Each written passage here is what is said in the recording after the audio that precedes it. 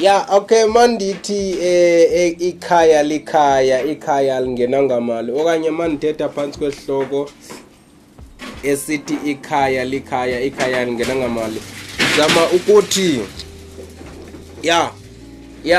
sizama uku-encourage nokukhuthaza abantu abange mhlambe bacingele uba mabese magoli bafanele banyanzelekile uba babuye nemali.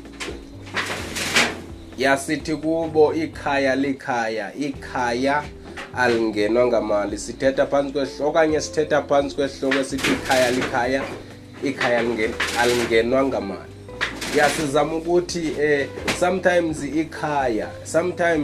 abazali bakho abonwatyiswa imali yakho okanye kukuza nemali kwakho, kodwa ngaphezu koko bonwatyiswa kuba obuyile ekhaya, kuba lixesha loba sibone izihlobo nezalamane zethu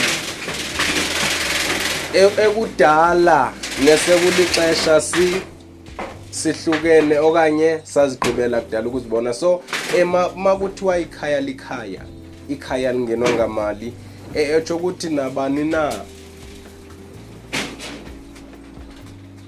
ilungelo kubo, asolilungelo kuba ephethe imali, kodwa uyangena nje kwini without